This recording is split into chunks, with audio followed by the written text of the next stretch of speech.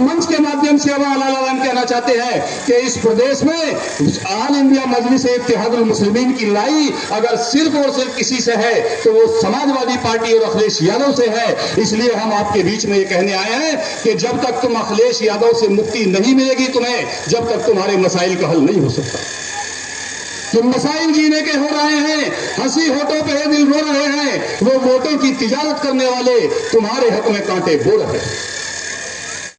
आइए हजरात, मैं गुजारिश कर रहा हूं जनाब नासिर भाई, ऑल इंडिया मजलिस इत्तेहादुल मुस्लिमीन के युवा लीडर और बहुत तजुर्बेकार लीडर, और आप सबके एक शर्फ हासिल है आपको कि वो माइक पर आकर अपने तजुर्बात आपके सामने शेयर करें। नासिर भाई माइक पर। अजीज़ान मोहतरम, हमारे बीच में ऑल इंडिया मजलिस इत्तेहादुल मुस्लिमीन के होनहार जिला अध्यक्ष चौधरी फहीम राजा एडवोकेट साहब, नईम साहब, पश्चिमी उत्तर प्रदेश के ज़िले के महासचिव चौधरी इफ्तिखार साहब, नदीम अब्बासी साहब,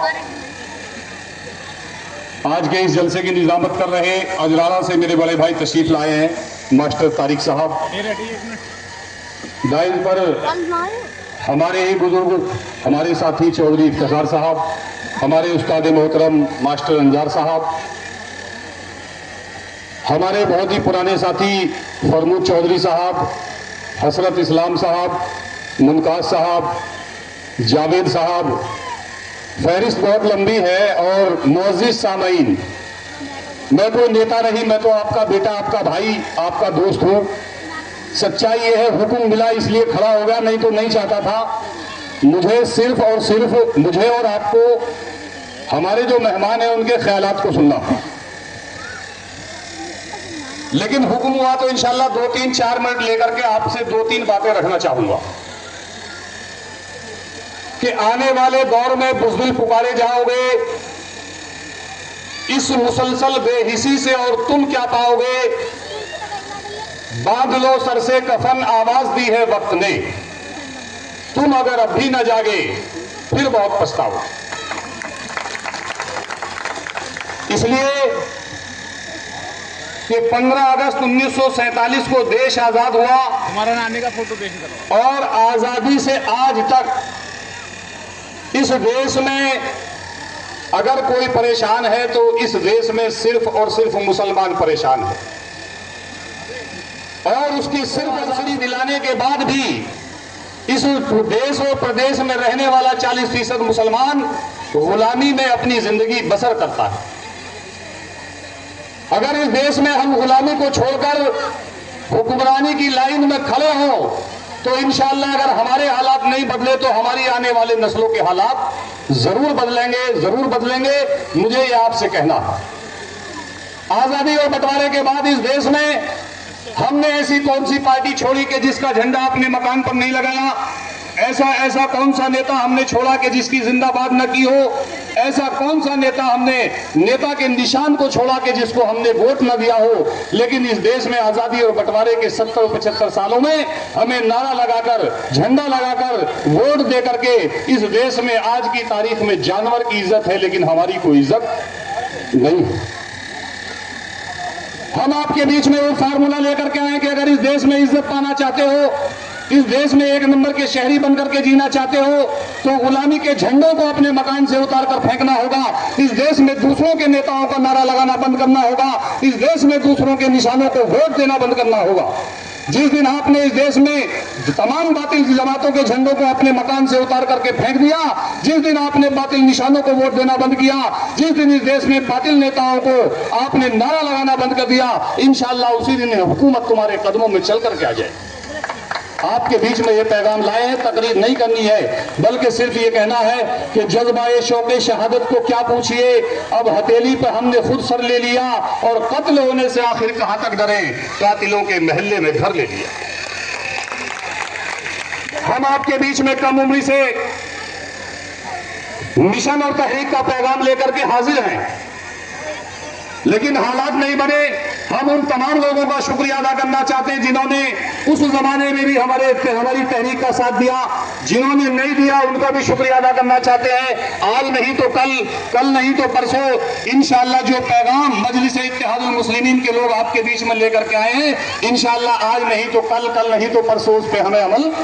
जरूर करना होगा। और खास तौर से एक चीज ये कहनी है कि हमने देखा पिछली बार विधानसभा चुनाव था तो हमारे भाई, हमारे समाज के लोग पूरे क्षेत्र में क्या कह रहे थे कि हम तो कांग्रेस की वजह से समाजवादी पार्टी को वोट दे रहे हैं, और हम कह भी रहे थे कि नहीं, गलत, कांग्रेस की वजह से कोई समाजवादी को वोट नहीं देता। फिर ये समझ में आया और ये पैगाम मिला कि नहीं, अखिलेश भाई की सरकार आने वाली है, वो चीफ मिनिस्टर बनने वाले हैं। ईमानदारी से बताओ, क्या अखिलेश यादव चीफ मिनिस्टर बना? नहीं बना। और जब तक तुम अखिलेश यादव को वोट देना बंद नहीं करोगे, जब तक वो जिंदा भी नहीं होगा। इसलिए हम आपके बीच में ये पैगाम लाए हैं। कांग्रेस को हमने वोट दिया, कांग्रेस का जमाना देखा, इस देश में दो बैलों की जोड़ी के निशान से लेकर हाथ के पंजे तक को वोट दिया, लेकिन इस देश में तबाही और बर्बादी हमारा मुकद्दर बन गई। इसी देश में जालिम कांग्रेस को हमने वोट दिया तो इस देश में हमारी उर्दू जबान को खत्म किया। इसी देश में और मजबूती से हमने कांग्रेस को वोट दिया तो इसी देश में तकरीबन हमारे बीच में 40,000 दंगे कराकर हिंदू मुसलमानों का कत्लेआम किया, आलू गाजर मूली की तरह काट के फेंक दिया, लेकिन हमने कांग्रेस को वोट देना बंद नहीं किया।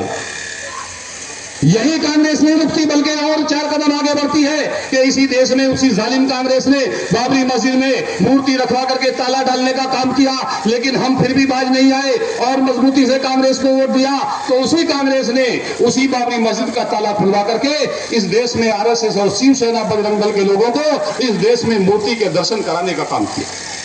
लेकिन मुसलमानों, हमने फिर भी तौबा नहीं की, हम अपनी हरकतों से बाज नहीं आए, हमने उसके जिंदाबाद के नारे लगाने नहीं छोड़े। इस देश में आखिर क्या हुआ कि इस देश में बाबरी मस्जिद को अलग और डंके की चोट पर इसी देश में कांग्रेसियों ने शहीद करवाने का काम किया, लेकिन इस देश में हमने अपने रवैये में कोई तब्दीली नहीं की।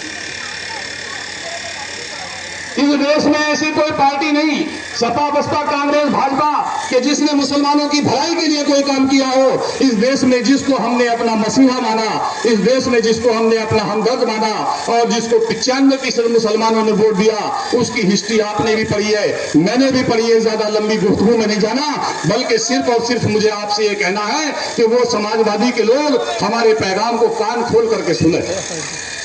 क्योंकि हमारी लड़ाई उत्तर प्रदेश में कांग्रेस से नहीं है, मायावती से नहीं है, बल्कि इस मंच के माध्यम से हम कहना चाहते हैं कि इस प्रदेश में ऑल इंडिया मजलिस इत्तेहादुल मुस्लिमीन की लड़ाई अगर सिर्फ और सिर्फ किसी से है तो वो समाजवादी पार्टी और अखिलेश यादव से है। इसलिए हम आपके बीच में ये कहने आए हैं कि जब तक तुम अखिलेश यादव से मुक्ति नहीं मिलेगी तुम्हें, जब तक तुम्हारे मसाइल का हल नहीं हो सकता।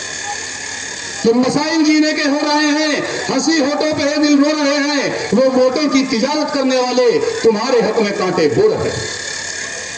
इस देश में, इस देश और प्रदेश में माननीय मुलायम सिंह यादव को हमने अपना मसीहा माना, इस देश में अखिलेश यादव को हमने अपना नेता माना, लेकिन मुस्लिम भाइयों, मेरे नौजवानों, इस देश में समाजवादी पार्टी और माननीय अखिलेश यादव, माननीय मुलायम सिंह यादव जी ने इस देश में तुम्हें क्या दिया? इसी देश में मुसलमानों से भारतीय जनता पार्टी को हराने के नाम पर, इस देश में जनसंघ को हराने के नाम पर माननीय मुलायम सिंह यादव ने हमसे वोट लिया, और इसी देश में जब हम देश और प्रदेश में हमने वोट दिया तो इसी देश में वही कल्याण सिंह जो इस देश में बाबरी मस्जिद का कातिल था, उसको समाजवादी पार्टी यानी मुलायम सिंह यादव ने उत्तर प्रदेश की सरकार में मिनिस्टर उसके बेटे को बनाया, उसके साझे में सरकार चलाने का काम किया, लेकिन इस देश में हम फिर भी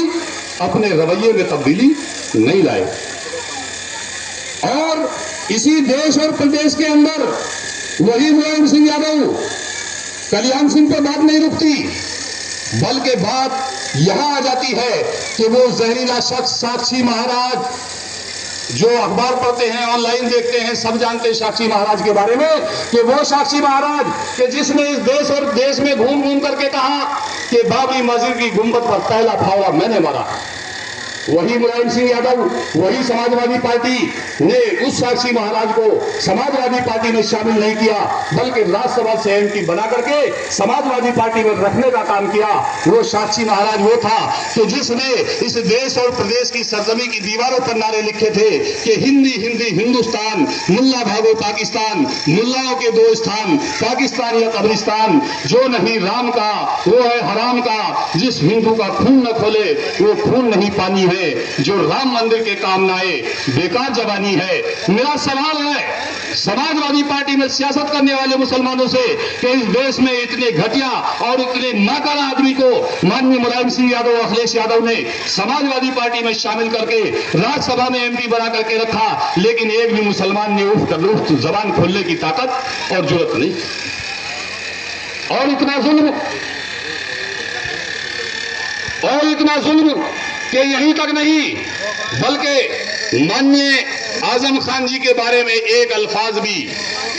अखिलेश यादव समाजवादी पार्टी नहीं बोलती है। क्यों? वो इसलिए नहीं बोलती कि वो बेचारा मुसलमान है। और आपने अभी देखा होगा 15 दिन 20 दिन पहले लालजी सुमन को लेकर उत्तर प्रदेश के आगरा में पूरा आगरा को जाम करने का काम किया, लेकिन आजम खान से मिलने तक जेल में नहीं गए, उनकी कोई हिमायत नहीं की। बल्कि हम इस मंच के माध्यम से ये कहना चाहेंगे कि माननीय आजम खान जी के साथ आज जो दिक्कत और वो परेशानी है उसकी देन समाजवादी पार्टी और अखिलेश यादव है, इसके अलावा कोई नहीं है। इसलिए हम आपसे ये कहना चाहते हैं, बात लंबी हो जाएगी, सिर्फ और सिर्फ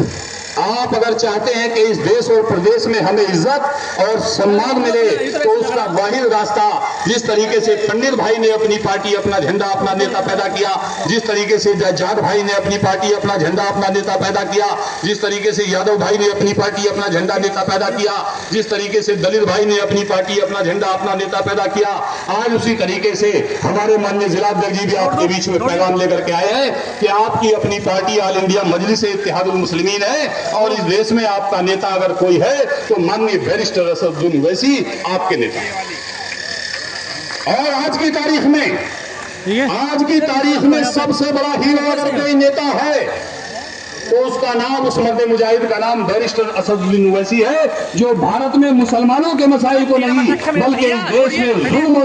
जुल्म और जालिम के खिलाफ हर मसले पर अपनी आवाज को बुलंद करने का काम करता है। और अब जो ये मुद्दा हुआ है इस पर तो आप सब लोग ने देखा,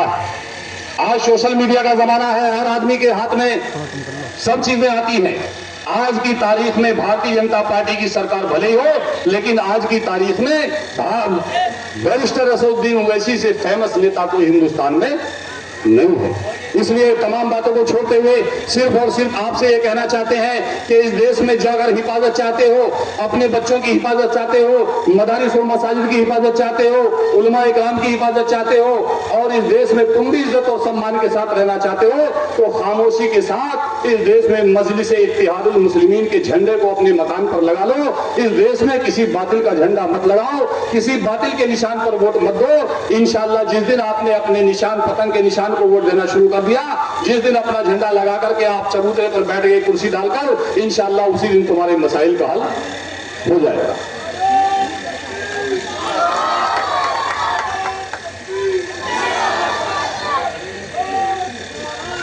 इसलिए तमाम बातों को छोड़ते हुए सिर्फ और सिर्फ हमें अपने मेहमानों के ख्यालात को सुनना है। सिर्फ और सिर्फ ये कहना है कि साहिल की तमन्ना है तो पतवार संभालो, यूं जागना अच्छा नहीं तूफान के डर से। अल्लाह भी कहता है कर खुद अपनी हिफाजत, बुज़दिल को बचाने फरिश्ते भी नहीं आते। मेरे अजीज साथियों, बुजुर्गों, नौजवानों, हमारे बीच में मैंने पहले कहा कि आज जो ये कार्यक्रम हुआ है वो पार्टी की जानिब से मुदस्सिर साहब जो ललियाने से ताल्लुक रखते हैं, पार्टी उन्हें जिला पंचायत चुनाव लड़ा रही है और ये कार्यक्रम उन्होंने किया है। आप लोग आने वाले वक्त में पार्टी को मजबूत करने का काम करो। आज से ही ये तय करो कि हमें पार्टी दरवाजे, गांव में दरवाजे दरवाजे तक, गली गली, चौराहे चौराहे तक मजलिस इत्तेहादुल मुस्लिमीन का पैगाम पहुंचाना है। हमें अपने उम्मीदवारों को जिता करके अपनी पार्टी को मजबूत करना है, अपने कायद के नेताओं हाथों को मजबूत करना है। हमें अब ये नहीं बल्कि हमें साइकिल, सपा, बसपा, कांग्रेस और भाजपा के चुनाव निशानों को वोट नहीं देना है। हमें आज से यहाँ से ये तय करके जाना।